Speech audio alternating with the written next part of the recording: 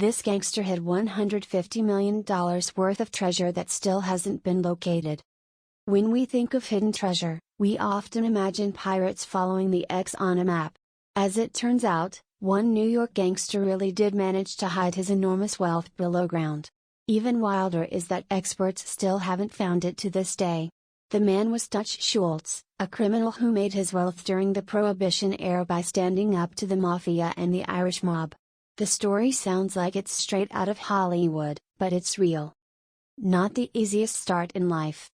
Dutch Schultz was born Simon Flagenheimer in 1901, a year after his parents wed in Manhattan.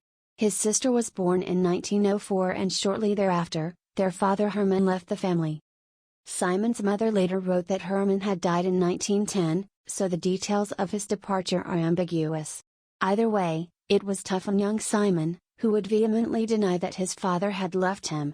To top it off, the family struggled to survive without Herman's income. He dropped out of school in 8th grade. Simon only made it through the 8th grade, at which point he dropped out to help support his family. He worked as a feeder and pressman for a handful of companies from 1916 to 1919. One of these companies was Schultz Trucking, which may be connected to Simon's eventual nickname, Dutch Schultz. He left the company to work at a mobster-owned nightclub, which is where Dutch's legal troubles began. He started by robbing craps games, trading in work for burglaries. Dutch's life of crime had officially began as soon as he became a legal adult. Once Dutch's habit of robbing from craps games got old, he graduated to full-blown burglaries. The young man's hard life was clearly catching up with him. Even worse was that his rebellious nature only increased as he continued down the road of criminal behavior. It was only a matter of time before he got caught, but that didn't stop him, and neither did jail time. His first booking. Dutch was caught red-handed before he even made it to 19 years old. The young man was arrested upon breaking into an apartment, and landed himself a jail cell at what is today called Roosevelt Island. The angsty Dutch was such a wreck at the jail that he ended up being transferred to a work farm on Long Island. The move didn't even remotely tame the budding criminal. Dutch got his sentence extended 2 months for trying to escape. The start of Prohibition. While Dutch was locked up, the Volstead Act was kicking in, beginning the Prohibition era. The act carried out the 18th Amendment by granting federal and states the authority to ban the production, sale, and transport of intoxicating liquors. By the time Dutch got out of jail, bootleggers were already scheming to benefit from the new laws. The restrictions meant that demand would be through the roof, and Dutch was eager to jump on the bandwagon. Combining employment and crime. When Dutch got out of prison, he returned to the job he had before, the mobster-owned nightclub, Schultz Trucking. The company not only didn't mind his criminal record, but they actually would benefit from it. With Prohibition officially in full effect, Schultz Trucking became a means through which liquor and beer could be smuggled from Canada. Dutch's employment there put him right in the middle of the criminal hub, setting up the trajectory of his life. Leaving Schultz Trucking. It was only a matter of months before Dutch left Schultz Trucking due to an argument. Dutch was known for his huge temper and ruthless attitude, so it only makes sense that he stormed out of the building and into the arms of their competitors. Around the time Dutch turned 19 years old, he was already working as a bouncer at a speakeasy in the Bronx. This wasn't just any speakeasy, though. It was owned by the notorious gangster Joey Noe. Making an impression on the gangsters. Dutch's ruthlessness wasn't lost on his new gangster boss. The young man proved himself when he handled a group of rival bootleggers. The ordeal impressed Joey Noe so much that he made Dutch a partner. The pair began expanding their bootlegging business around the Bronx. Together, Dutch and Joey were even more of a force to be reckoned with, enabling them to stand up to those dominating the areas they wanted to expand into. As a result, Dutch started to gain wealth. 10 of 25 photos in gallery, copyright Keystone/Getty Images. The 5 families and the Irish mob. Dutch and Joey formed an operation that was large and threatening enough to stand up to the famous 5 families of the Mafia. Their increased dominance enabled Dutch and Joe to move into Manhattan, but there was a problem. The Irish mob was already running bootlegging operations out of Manhattan, and they weren't too keen on the idea of sharing the business. Dutch prepared for the battle by buffing up their crew with armed thugs. 11 of 25 photos in gallery, copyright Getty Images. Losing his partner. Dutch's world turned upside down when the leader of the Irish mob, Jack Legs Diamond, decided to retaliate. In 1928, after several years of running a successful bootlegging business, Joey Noe was shot at a speakeasy. Though he was coherent enough to make it through the attack, Joey passed away shortly afterward due to infection. The infuriated Dutch had lost another man in his life, and he was out for revenge. As the new leader, Dutch ordered his men to fight back. Diamond survived an attack. 2 gunmen showed up to take down Jack Legs Diamond. Though they succeeded, they didn't expect that Jack would actually survive the attack. The mobster was wise enough to know he had to get out of town. Jack headed to Europe, where he eventually was taken out by gunmen in Albany. In their leader's absence, the Irish mob backed away, surrendering their territory to Dutch's operation. The gangster was officially one of the biggest bosses in New York. Trouble within the operation. Dutch wasn't just tough on enemies. He ran a tight ship with strict rules that weren't up for debate. One of these rules was that his men had fixed salaries, rather than getting a commission. The payment arrangement was unique compared to other mobs, and that didn't sit well with one of Dutch's enforcers, Vincent College. Now that Dutch was without a partner, Vincent saw it as the perfect time to demand he be promoted. Vincent broke off from the pack. At this point, Dutch was right where he wanted to be and wasn't going to compromise his power for anyone. When he rejected Vincent as partner, the enforcer left the group in an angry rage. He decided to start his own operation that inevitably went head-to-head with Dutch's men. Of course, Dutch ended up winning.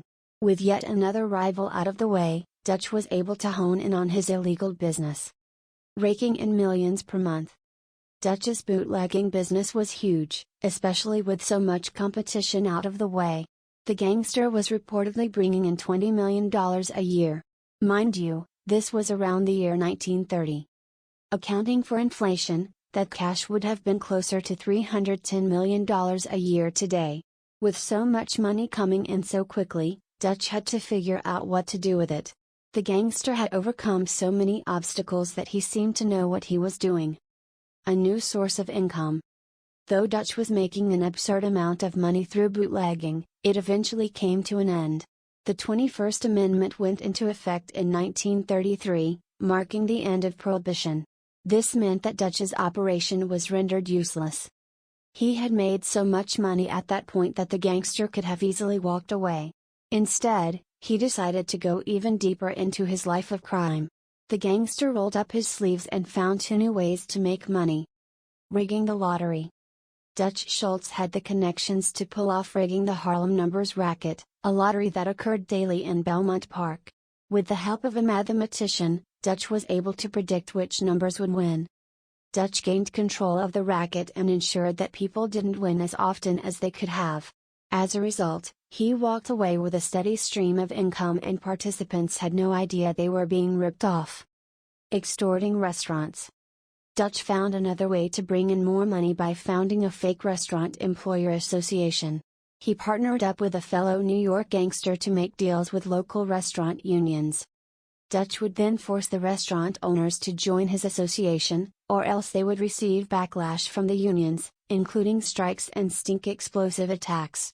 Backed into a corner, the owners would join and have to pay dues that further increased Dutch's massive wealth. Investigated for tax evasion. After more than a decade of building a criminal empire, things finally caught up with Dutch Schultz when he was investigated for tax evasion. The rebellious mastermind had yet another obstacle to face, but he wasn't going down without a fight. His first trial ended in a hung jury, which is thought to be because Dutch bribed the jurors. The second time around, he came up with a more intricate plan to get out of conviction. Pretending to be the nice guy. Dutch managed to turn his rough and intimidating persona completely around before the court.